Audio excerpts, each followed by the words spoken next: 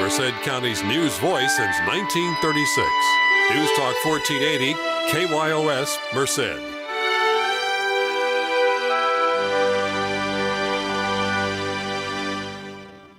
Greetings from the KYOS News Desk. We are joined once again this week by Merced County Supervisor, Mr. John Pedroso. Welcome back, John. How's it going, Steve? I noticed that you came in wearing your San Francisco 49er hat. Yes, I did. That was kind of fun last week, wasn't it? It was a blast. I mean, that first didn't start off strong. We threw it a pick six. Pick six. Our boy out of Turlock. Mm-hmm. And, everybody knows there's been a little bit of controversy about that, so that obviously didn't look good for us. And then we just took care of business in the second half. Took care of business. Took them down. It was quite a show to have your quarterback rush for 181 yards. Most rushing before. yards for a quarterback in the history. Yeah. Let me say that one more time. In the history of the NFL, our boy from Turlock, Big Colin Kaepernick, they like to call him Cap. Yeah. Set a record for quarterback rushing in the history of the NFL. The only thing that I wish that he would quit doing, and it'll come with as he matures, is no taunting. I don't want to see the taunting. When he kisses his bicep. I just, quarterbacks. He's having fun. I know he's having fun, but you know what? I like to see the quarterback. Well, he got actually absolutely skewered. I don't know if it was the Wall Street Journal or the New York Times or something talking about how he can't be a role model all tatted up like he is. That's beside the point. It is Steve. Absolutely beside the point. It's not what's on the outside; it's what's on the inside. Exactly. And they've gone back, since he's started to get this fame that he's gotten, and talked to his coaches and the students that went to school with him at Pittman High School in Turlock, and his teachers, and what a quality kid he was. How he was all accepting. I saw that program here not too long ago, and you can't. It's like you said, you don't judge a book by its cover. Exactly. We live in a society where we're judged by the cover. And I'm not a big tattoo fan at all, but you know what? If that's how people want to express themselves, that's their business. And that was his era. That's the era he grew up in. Exactly. And when he wears his hat, though, I'd like to see him bend the bill, though. I like the fact that he is who he is, and he makes no apologies. But no, that's true, and that's what the next interesting thing for me as far as Colin Kaepernick is concerned is how he's going to handle the fame that's coming his way. Yeah, because I think obviously the last offseason he was able to come home and go to pizza with his buddies and just kind of that won't happen. You notice him now, and that's part of the deal that you don't bargain for. You lose your privacy. Yeah. So with success comes that, and it's going to be interesting to see how, because he seems like he's a very grounded kid. I mean, very grounded, but he also seems like he is who he is and is not going to shy away from it or hide from it. But I don't think you're going to get a whole lot out of him. I think that, I guess we can eat our words now. I mean, I think Alex Smith got... Don't say we. Okay. Don't say we, John. Well, there's some of us there out was somebody there at this table right now that was very much for this move when it was made. Oh, I understand that, but what I'm saying is now the proof's in the pudding. I mean, because... he kept his composure after he threw that first interception because you went, oh, damn, what's going to happen here?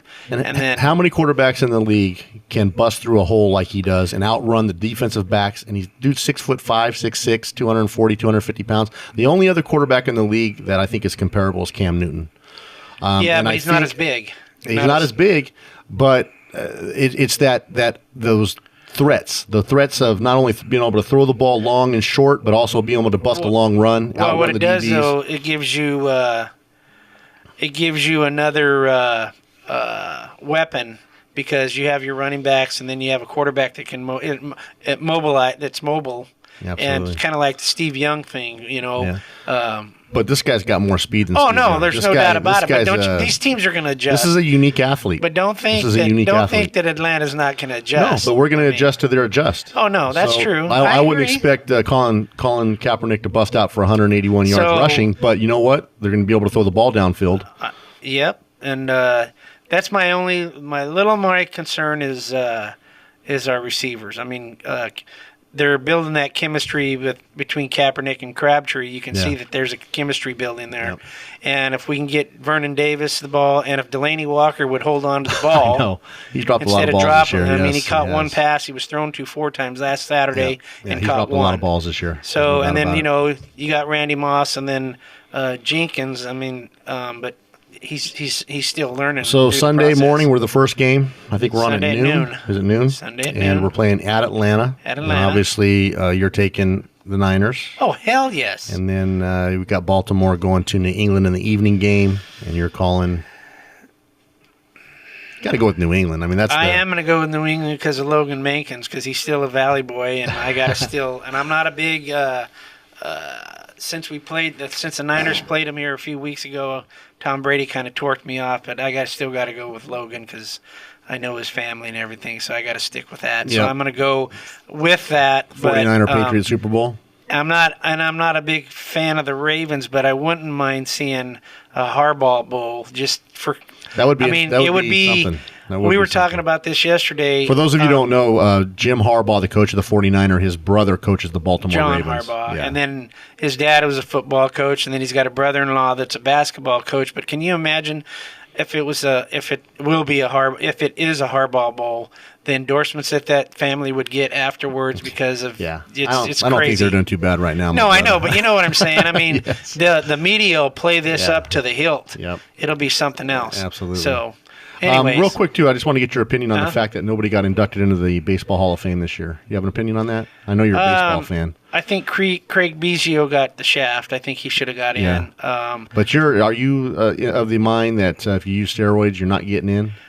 I have mixed emotions about that, but I still think that, I've heard this on the MLB show that, okay, if they did get in, you separate that air steroid of base.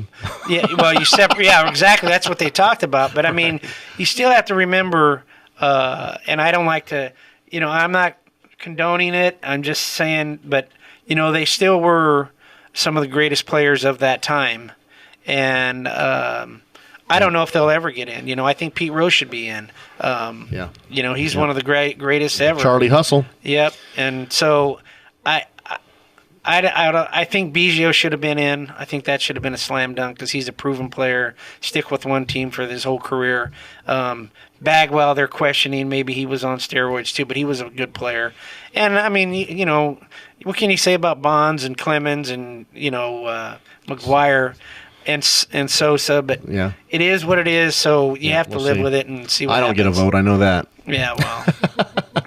All right, shifting. But that's what's so good about sports, Steve. See, absolutely. It is something that you can just talk about that's not political and takes your mind away from other right. stuff. And that's all sports is. So, it's not life and death. It's a getaway. It's a kind of just check out a life. Let's just hope the 49ers just win this weekend. Let's hope so. And move if they don't win, are you going to watch the Super Bowl? Oh, yeah, I'll watch the Super Bowl. But I don't think I will. I'm thinking positive. I didn't watch it last year. I'm thinking positive. Very positive. I'm a poor loser. Very positive. Speaking of, I've had a couple people ask me to ask you, what is the state of high-speed rail in the state of California right now? Where are we at? It's still moving forward. Okay. They're having meetings. I know it was just in the paper, I think yesterday or Thursday, I believe, that Congressman Denham now is going to be the lead for the committee to work with the High-Speed Rail Authority because he's been openly opposed to it, but thinks that from what I was reading that there can be some sort of compromise, and they can communicate. I know, and I've talked about the new director, Jeff Morales. He was there along with Dan Richard, the chairman of the board for High Speed Rail. That they're still going, Steve. I mean, people have to realize that this project is still on the move. Right. It's not stopped. Is it stoppable? It's not stoppable. It's a done deal. It's a done deal. So we need to quit crying about it and just accept the fact that as much as some people don't want it, it is here and it's here to stay. So we might as well make the best of the situation. The governor wrapped his arms around this. The feds have dumped in, I think almost $4 billion now to get this thing going, and it is going to happen. Now, there might be some lawsuit, and I'm not saying, and people know I've stuck to my guns on this. If it's coming through Merced and it's going to help the valley, I want to see it. I want to be a part of it. I'm not saying whether you're for it or against it, but the thing is, it's moving forward. They're meeting every day. There's consultants that are going out and meeting with property owners and trying to, the least impact of ag, the least impact of businesses, the least impact of homeowners, and that's what they're working on. That's their goal. And the route is the route still up in the air? The route is still the first phase has already been approved. Okay. And is it running along one of the existing rail lines? It's on the 99 corridor, and it's heading south. Comes across, goes to the BNSF, and heads from Madera, Fresno, and that's the first phase of building. So construction, they're targeting construction either in late spring or early summer to start. So we're talking May, June? Probably, that's what they're saying. Yeah. Barring lawsuits and all that. You know how that works. So anyways, it's still moving. And, I get calls every day I got a call from a fella yesterday left a message and said, we just need to axe this whole thing. Put that aside because it's not going to get axed. Yeah. It's been approved by the state. The governor has wrapped his arms around it.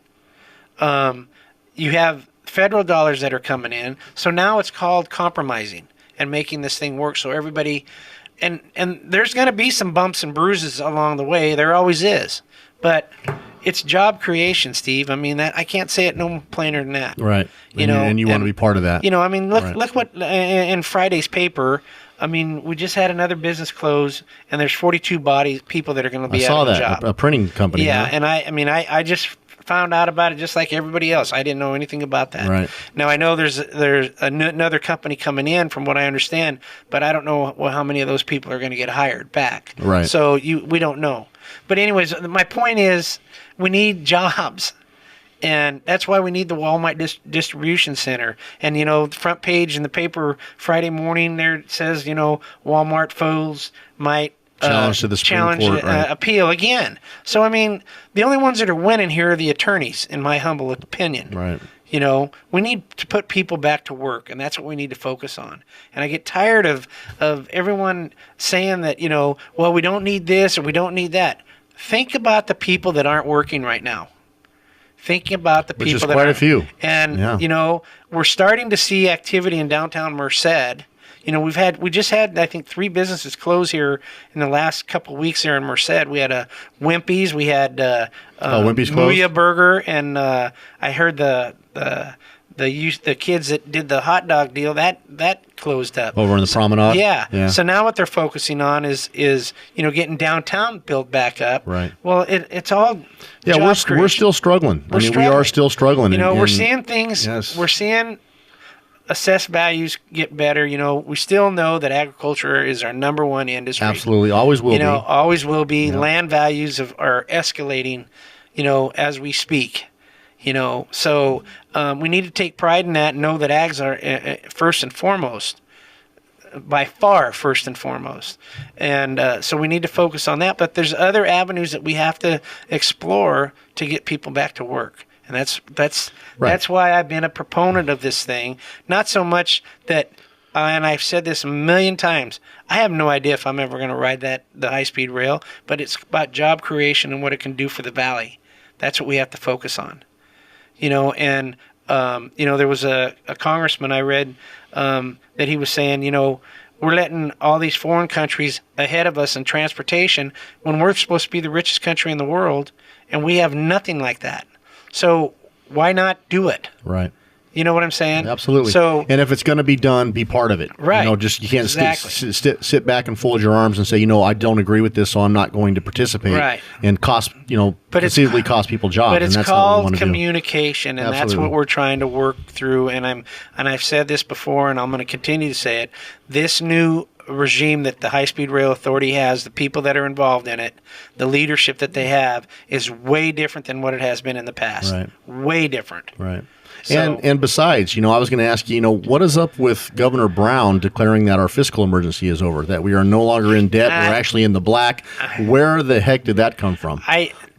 Personally, I think it's a little bit of smoke and mirrors. But absolutely, I was in Sacramento on Wednesday for a meeting that I had to be at for Regional Council for Rural Counties. I'm the rep for, but things are getting better, though. That is a fact.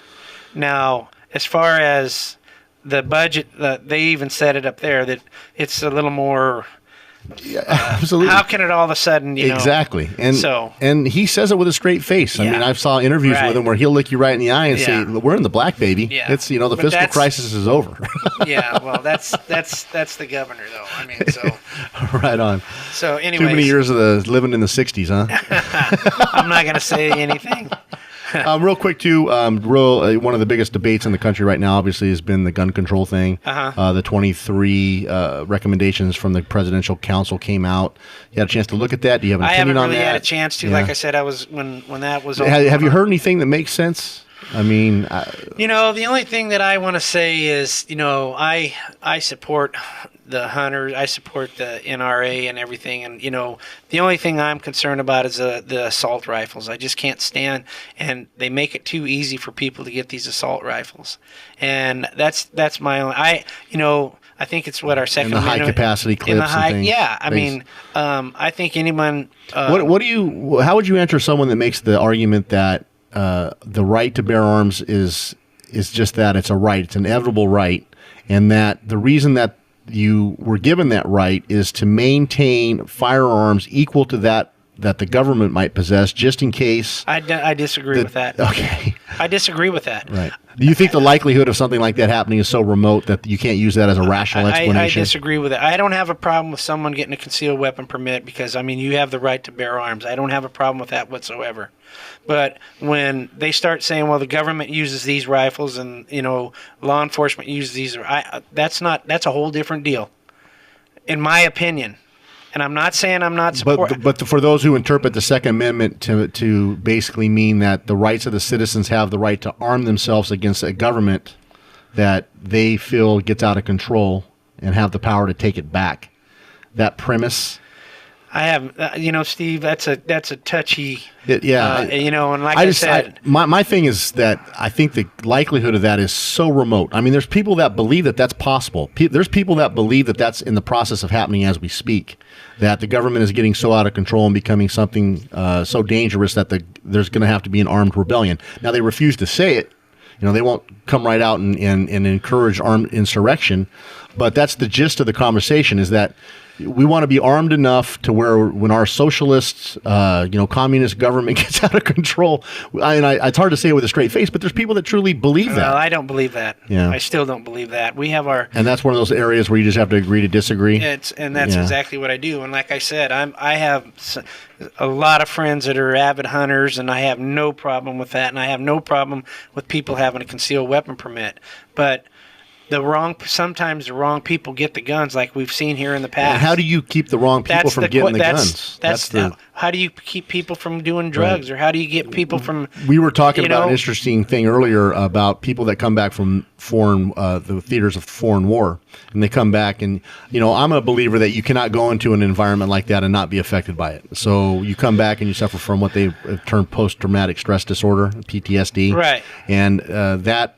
If you are suffering from that, you are automatically put on a list where you can't get a weapon. So you got someone that comes from a gun culture, so to speak, in the Army, arms is part of the deal, is doing what any normal human being would do, try to come to terms with what he just saw and witnessed and things like that.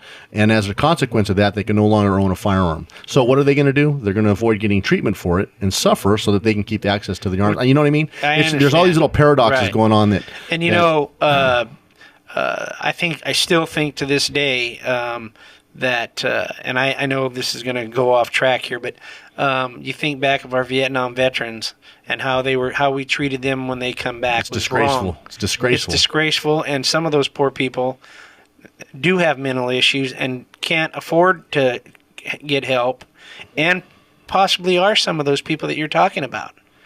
And they saw stuff that. Because I know we all have friends or family that were over in Vietnam, and there's stuff that they won't talk about because they saw horrific things. War is hell. I mean, war is something that you cannot you can't appreciate unless you're ever in it. No. And that's why I lose my patience with people that talk about war so arbitrarily, like that tough machismo talk where if they don't do that, we're going to send our troops over and whip your butt. Not taking into the account that the effect that's going to have on the individual that actually have to go over and do the fighting. happening. It's easy to beat the war drum when you or your family is not going to go over there and put a helmet on and soldier a weapon. What am I trying to say here? Put a weapon in your hands and have to kill another human being. It's easy to beat the war drum. That's why when I watch these talk shows and people are talking about how, we might have to go over there and strike them here and strike them there, and we're going to drop bombs and that tough chest pounding machismo. You know why? Because it's not your son or daughter that's going to go over there. It's not your brother that's going to go over there and fight. Think about the individuals and the effect it's going to have on their life when they go over there and fight. So stop talking about war so lightly. And I couldn't say it any better than that. I have he's like my own nephew, but his mom's are Barbara Levy, who's just appointed interim assessor and recorder and all that. But anyways, her son Melvin is going over to Afghanistan for his third tour, and he volunteered this time. And his parents were and we're all a little. Because he's, like I said, he's a very close family friend, and I've seen him. But he's been in the Army, graduated from West Point. He's a captain. He's 28 years old, and he's a captain already. But yet he wants to go serve his country. That's what they're trained for. That's what they want to do. But you get that hole in your stomach when it's your family member that's going over there. Not once, not twice, but third time. And the consequence of making that decision is so severe. I'm telling you. That you got to make dang sure that you're sending those young men over there to fight for something that's worth fighting for. Exactly. That's the main thing. That's the main thing right there. Absolutely. That's the main thing. And there's been times in our history where I'm not sure that's been the case. No, I know. That's a fact. And I'll never forgive the people that I watched beat that war drum in the lead up to that. It's a fact. Yep. That's a fact. There I go. Anyways, there I go again on my rant. I know, but I don't want to get you fired. But get me fired. No, fired up. Oh, fired up. All right. But I am entitled to my opinion. No, I know, and we all are. But the thing is,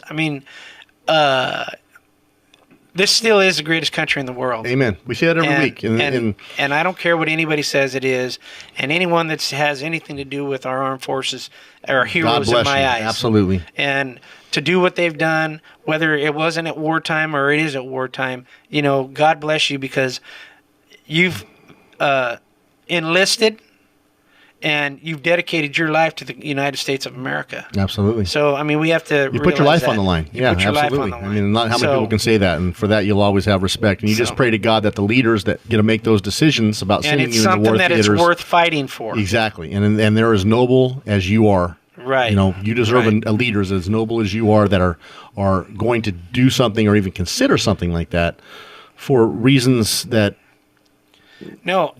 pass muster. I'm in full agreement with you, just Steve. These chest thumping, we'll go mess them up people. I have no patience for them. I guess as we finish up now on a lighter note. What were we talking about again? Well, you got some stuff coming up, don't you? Yeah, I have some. We start my town hall swings here in January 31st. And, I've been doing these now. This will be my 9th year that I've been doing it.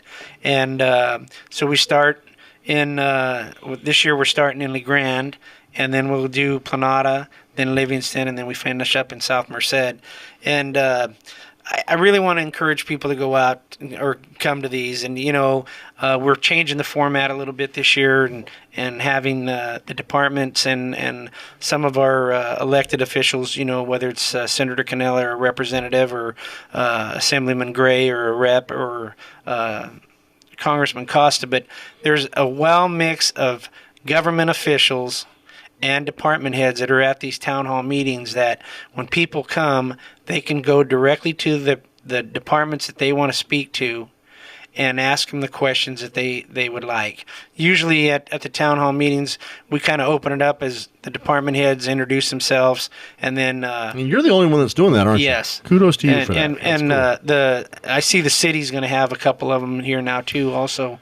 And I also you passed the gavel. You got a new supervisor. Or chairman? What do you call that? No, Supervisor Kelsey is now the chairman, and then Supervisor O'Bannon is vice chair. Yeah. And it's we do this every year. We change the rotation of the chairmanship and vice chair. So, but a couple more things on the town halls. It's just people seeing who works for them. You know what I'm saying? And that's if crucial. if they can direct Seeing their questions, who works for you, taxpayer. exactly. And I mean, whether it's, and I'm going to go on my soapbox here, but if you got animal control issues, or if you got child support issues, or if you have property tax issues, if you have land issues, if you have things that you have some concerns about, this is your opportunity. And I just think it's a lot of work to put them together, and you never know what the turnout's going to be. But I always tell people, how do you notify people that the meetings are coming? We've got flyer, like in Legrand, that's our first one. Okay. So we've put posters out there. Okay, so look around your town and they'll tell you when. Yeah, and we've sent flyers home with the kids. We've worked with the school district and had the kids take the flyers home, and then put it in the water bills, and we do that and like I said, throughout the whole swing. So we have one, the 31st is our first one in Legrand. That starts at 6:30, and that's at the hall there right off of Legrand Road. And then February 7th is our Planada one.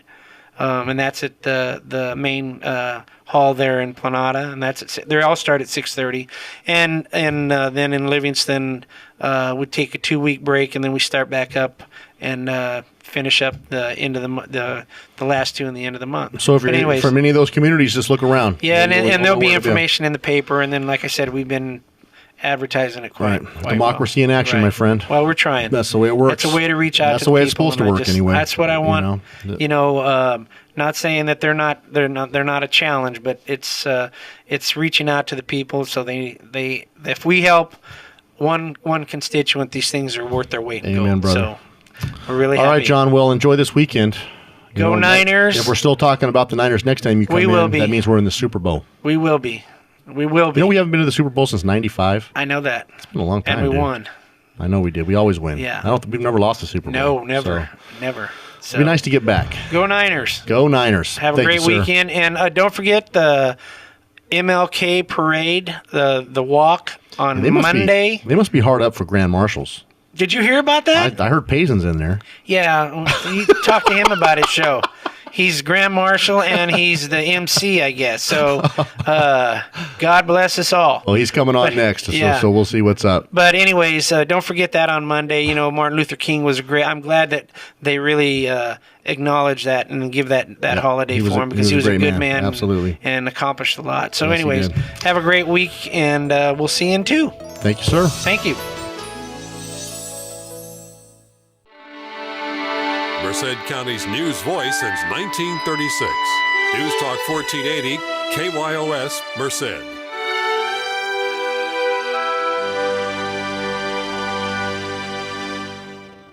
Greetings from the KYOS News Desk. We are joined once again this week by Merced County Sheriff Mark Paysen. Welcome back, Mark. Good morning. Good morning. How you been? Good. Yeah. I've been fighting that little cold bug. It kind of lodges in the upper chest, and everybody's fighting that right now. I've just so you know, though, I've been sterilizing this environment as best I can. Okay. What about you? Yeah, I'm okay. I'm like you. I feel like I've been fighting it, been feeling tired. Right. Just kind of run down, but I nothing to keep me from working or anything. It's like a functional sick. Yeah. It's not enough that you have to lay down and have chicken soup, but right. Exactly right. Functionally sick is a perfect term for that. It's no fun too, though. You get up in the morning and it's 30 degrees, and it's 60 degrees at noon, and then it's back down to 30 degrees. Right. I mean, we're getting 30-degree temperature flexes, during the day, so that doesn't make it any fun. Well, the hot topic of the day, obviously, is gun control, my brother. And Joe Biden just came out with his presidential recommendations for trying to curb gun violence. And obviously, since you are the King's Supreme Law Enforcement Officer in Merced County. Yes. I like that. Go ahead. Right. Keep talking. Do you have an opinion on it? Of course. That's what we're here for. That's right. Share opinions and let the chips fall where they may. Amen. I was looking over the executive action signed by the president. My counterparts throughout the entire United States, from Oregon, here in the Central Valley, Sheriff Adam Christensen, the National Sheriff's Association. I've been reading their emails, and of which you used to be president, correct? That was of the California State Sheriff's Association. This is the national group. Gotcha. Their president is out of Tennessee. Yeah, but wouldn't you say that a sheriff in Tennessee might be a little bit different than a sheriff in California? We're all sheriffs in the eyes of God, in the public. Yeah. So your point was? My point being is that it has everybody lit up. Every law enforcement, elected sheriff who's a constitutional officer, just reeling. And I'm looking at it, and I understand the actions, and they want to do something, but I got to tell you, Steve, and I hate to say this, but it just needs to be said. As far as I'm concerned, it is political theater. And you're put on the stage to perform, and you have 23 or so executive actions, of which maybe 2 or 3 are even usable. Right. But these are more executive suggestions, correct? Okay, so why do it? Right. Well, you know why you do it? Because there's a fervor in the country and everybody's emotions are running high like we do in this country. You know, something happens and everybody flies off the cuff and, you know, then this each side starts shouting back and forth to each other. I mean, I'm sure you've been watching TV the last few days. Exactly. And nothing, you know, what we're worried about is concrete solutions. Let's just back up for just a moment, if I may.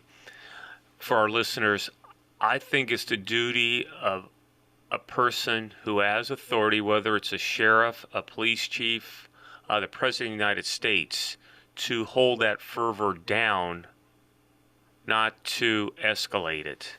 And when you add, again, in my humble opinion, add fuel to the fire by putting forth these executive actions or proclamations, of which you really got to know, if you're the smartest president, as they say, since wherever, you really need to bring people together after a tragedy. And again, I want to be careful because I want to respect the office of the president, just like, you know, I think President Obama's done some good things, but he's also done some questionable. Same thing with Bush and Clinton and everybody. But that's just the way it is. I mean, people question me all the time, why'd you do this as sheriff? Only I can explain that answer once I have all the information. So let's categorize it right there. But on the heels of a tragedy such as Newtown, it really causes the passions and emotions to just bubble over the top. And I get it, but this is where you need resolve. You need to be stable. You need to be able to look persons in the eye, say, we're going to get this fixed, okay? We're going to bring people together. But what happens here, as you've probably witnessed and heard, you set up an adversarial situation between groups immediately. I mean, I know Senator Feinstein. I know her chief of staff. The reason she positions herself where she's at is because of the killings in San Francisco by Dan White, Harvey Milk and Harvey Milk, Willie Moscone. Exactly. Right. So I get that part. She was up close and personal on one of the biggest tragedies in San Francisco, so I understand that. But I think for me, I always boil it down to its most common denominator. What really has occurred? And let's look at this from the sterile environment of 30,000 feet. We have had issues with persons that obviously are not hitting on all 8 cylinders. Those persons were wired wrong. They had to be. You just don't pick up a set of guns and go start killing people en masse, okay? Is it the gun's fault? No. Is it the parents' fault? You could debate that they should have known about their child's issues. But for heaven's sakes, no parent, no guardian, no relative would ever want to even think, let alone acknowledge, that their relative child is capable of doing something that's so ugly, so terrible, so horrible. And this is where we end up. At the end of the day, it did happen. Were there signs that could have been identified to get that person some help, regardless if it was Newtown, Aurora, Colorado, up in the mall up in Oregon, Virginia Tech, goes back to Columbine. How do you identify a person like that? Yeah, that's the $50,000 question. Yeah. I mean, one of the directives, I think, was better communication between the mental health field and, tracking individuals, trying to purchase firearms. Is that something you think is wise? How about the background checks for transactions of firearms between private citizens, or gun show background checks, things like that? I mean, is there anything in there that resonates with you at all? Well, you look at the number 2, address unnecessary legal barriers, particularly relating to health insurance, which would be HIPAA, Accountability Act. Everybody wants to have the freedom of speech, freedom of expression, but then when it comes to a person's privacy, they guard that zealously too. I mean, right now, say you and I are walking down the street and we saw a person that we thought, I know him and he's not acting right. We better go check on him because he was hanging around the pawn shop trying to get a gun. There is no way that we'd be able to find out if that person was being treated. Do you think we should be able to find that out? I think so. Yeah, okay. You're darn right. Because if there's a person that's trying to purchase a weapon, then we need to know that, especially if they're on Prozac, lithium, whatever the case is, and they're off their medication. And I'm not trying to be facetious or mean about it, but this is exactly what happens when someone isn't wired right and has a chemical imbalance. Right, and it's taking mood stabilizers. Exactly. Now, would you say, if someone is taking mood stabilizers, should they be restricted from owning a firearm? I think so. I firmly believe that. And I know I may catch some grief from some of the libertarians and such, but if you have a chemical imbalance that necessitates, through prescription medication, that you have medical treatment, then if you get off your meds, that means you're going to act out in some irrational way. And that's what exactly happened in Newtown, okay? So I haven't read all the stories, or I've read most of them, but I have not was able to digest if he was on any type of mood stabilizers. Was he on any type of medication? That part has not come out. Seems like half the country's on mood stabilizers. Well, then half the country shouldn't have guns. Okay? I mean, I know it's nice that you have a bad day and then you take, your special pill to go to your happy place. But when, I got to tell you, I get very upset that somebody had a boo-boo and they got to go light up a joint, or they have to go ahead and run to the doctor to get some psychotropic drugs to get them stabilized. Okay, then, what's that telling you? That you're not responsible enough to handle a firearm? Well, that there's some irrationality associated with your mood swings. And so this is all I'm saying. There should be a central depository for that type of information. For heaven's sakes, if we're looking for a wanted fugitive, we can go to a national database, find out if knucklehead number 1 is wanted, and if so, what are the charges, and boom, we're right there. Now, you get back to these other executive orders that has my counterparts, Adam Christensen, the sheriff from up in Oregon, everybody else across the nation, about item number 7. Okay, this is just, it drives me nuts. Launch a national safe and responsible gun ownership campaign. Okay, there's hunter safety courses throughout the nation already. That's, again, I would term this fluff. I got it. When I was growing up, my dad took all of us to a hunter safety program that was put on by the local Merced Fish and Game. And back then, in those days, it was taught out at the out by the dump over there. And so they had some responsible persons. In fact, I think John Hanna used to teach it. He used to be a lieutenant with the Merced Police Department. But again, anybody that's safe, you go to some of the local stores around here, that's all they teach you. Do not point the gun. Keep it unloaded. California has some of the strictest laws when it comes to maintenance and securing a weapon, bar none. So a lot of these things are already being just replicated. It looks like the vice president basically looked up some California law, said, "Hey, that sounds good." That's kind of scary. Yeah. You don't want California leading the way necessarily. And here's another thing. Number 12. Provide law enforcement, first responders, and school officials with proper training for active shooter situations. That is, we've been doing that for years. Exactly. I was going to say the guy, Frank Swigert, I talked to last week from Merced College, came in and said that his officer just came back from a training session for that very thing. This is what's so. Yeah. This is redundant. What has been going on here, California.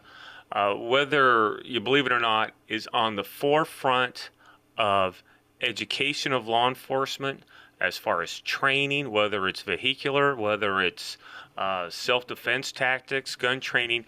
We were doing the Diamond active shooter program years ago, in which Captain Jones from our agency put it together and got it through police officer standards and training, which is replicated throughout the entire state. Yeah. So we combine our efforts, and I think we've talked about it probably after the Virginia Tech shooting, after this one, wherein regardless of what agency you are with, and say you're with the Merced Police Department, also I'm with the Sheriff's Office, we get a highway patrol and maybe an Atwater police officer, and we're at the scene of a school incident. The four of us can get together. We know exactly what to do. You've got point.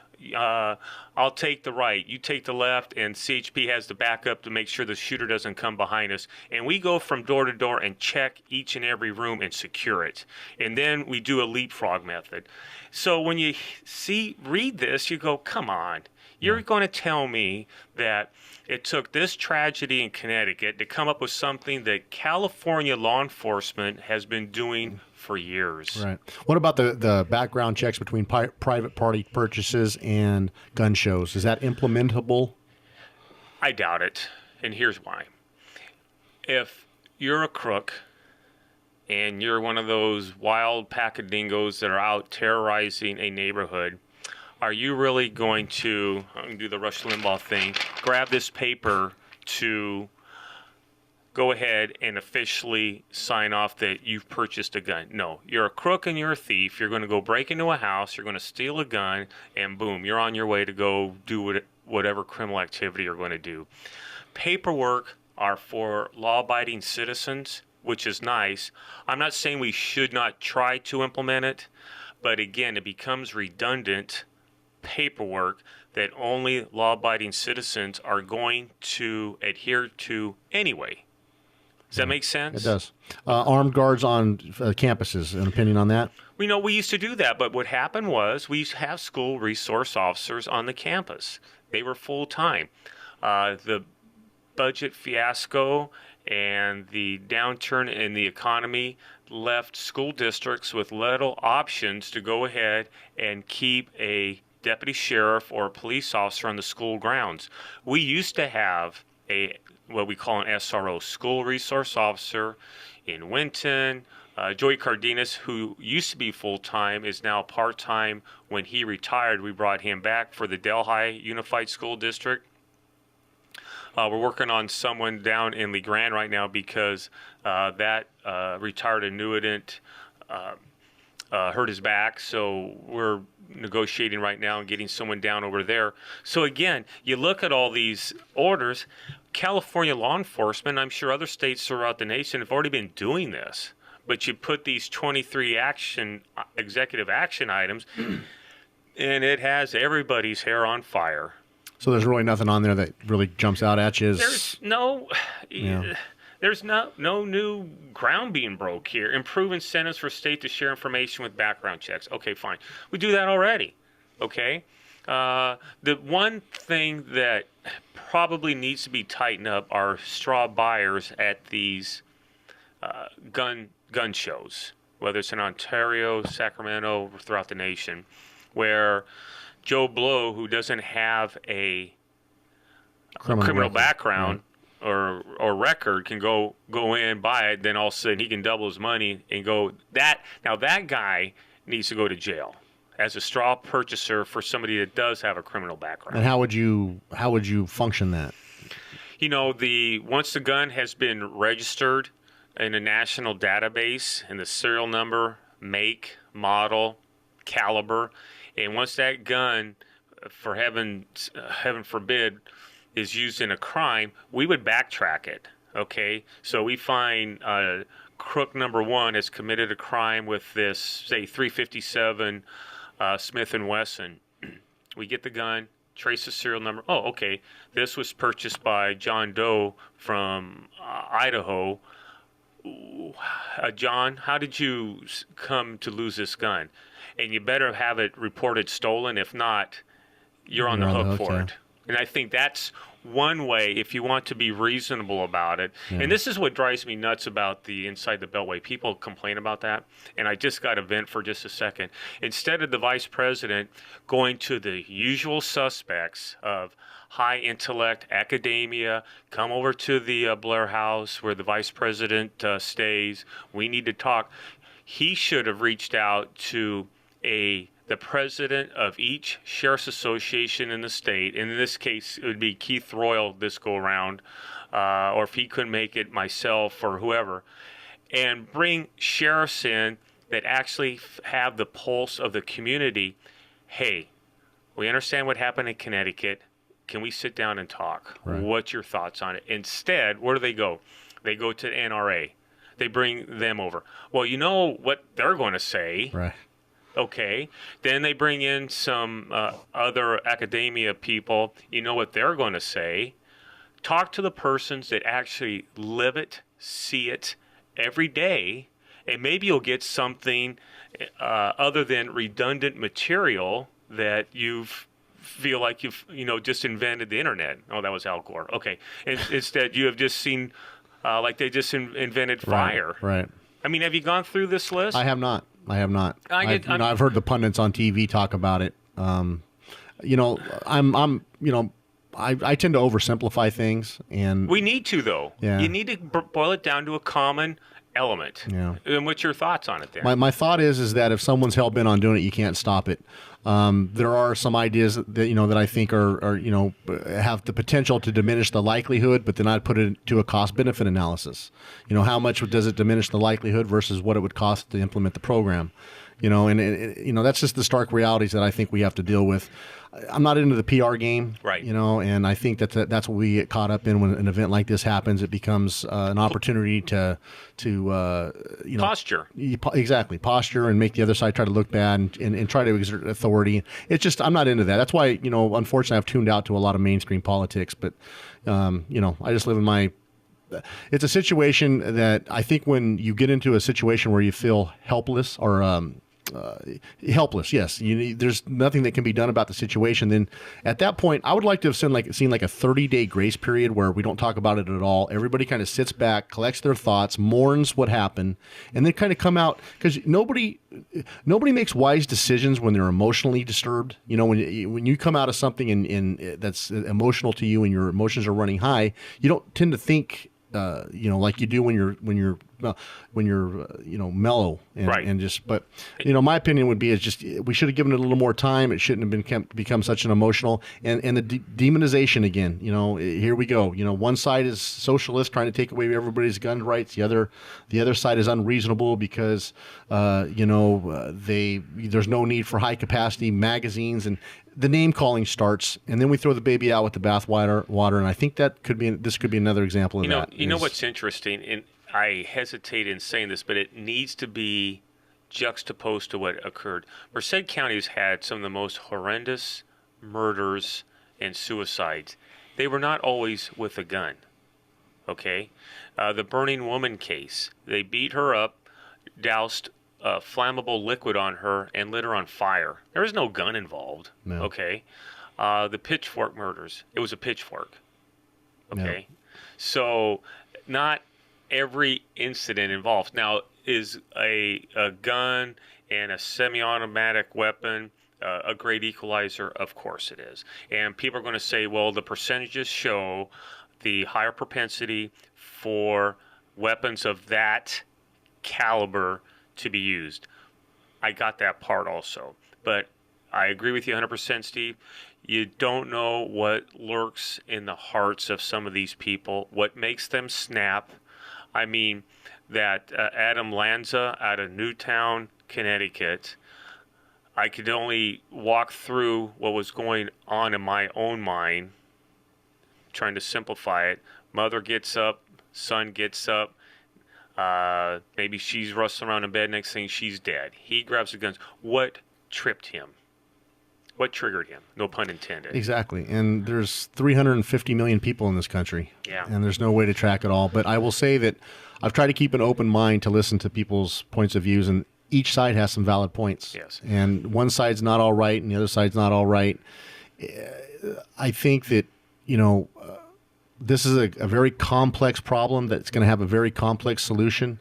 But, flying off the cuff and just starting to throw out things that I don't think, I probably have to disagree with you, if I may, on the on the complexity of it. It's very simple, and we already have a number of things in place as far as these executive actions already in California. So I just want to boil it down again. If you try to complicate it, then you're going to allow yourself those complications. If you say, look, we need more mental health advocacy, we need to be able to share that information, we need to basically pull back that veneer that people look down on persons that may have some mental health issues, bring it to the forefront, okay?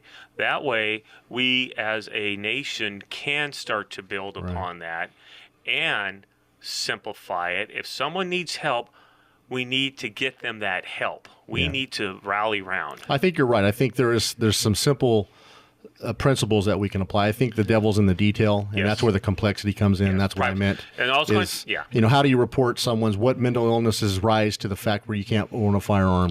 Would that keep people from reporting themselves that need mental health because they don't want a fear of losing the firearm? Right. That's where the complexity comes in my opinion. But that's all it is. Is my opinion. This is our humble opinion. That's We're going to end on a better note here. Yep. Finish this up. Martin Luther King Day. I heard about that, man. What is up with that? Is Bishop Amay or Pastor Amay? Amy. Amy. Is he that desperate that he has to find grand marshals of this caliber? He's my buddy. He's my buddy. Tell everybody. Bishop, if you're listening, I thank you for the honor of being Grand Marshal. Myself and is it Will Dean? Will Dean, yes, the owner of the local Chevrolet dealership. Yep. So it's an honor and a privilege to accept that. I'll be the master of ceremonies at the Merced County Fairgrounds. We're going to have a host of persons there as we start the march near Amtrak. And actually, I got a little tidbit for our listeners. If you get there Monday morning, I believe Senator Anthony Cannella is going to have coffee and hot chocolate for everybody. All right. And so that's cool. His district office representatives will be there. So we're going to jump in the sheriff's boat. Hey, do me a favor. Sure. While you're having coffee and donuts with Anthony, invite him down here. Okay. Love to talk to him. Yeah. He doesn't have to be here. You just had to throw in the donut. We can call him. We can call him on the donut. We can call him on the telephone and tell him that too. Okay, so. I will. I'll extend that. So anyway, yes, congratulations, Monday Mark morning, Payson and Will Dean are the Grand Marshals for the Martin Luther King Day Parade, which is Monday, starting at 21st at 11 a.m. Amtrak station. We'll head due south, going right into the Commerce Building at the fairgrounds. A lot of activities. Bishop Amy, again, I thank you for the honor and the privilege. And so we hope to see everybody there on Monday, the 21st. Thank you, sir. Thank you. Merced County's news voice since 1936. News Talk 1480, KYOS, Merced.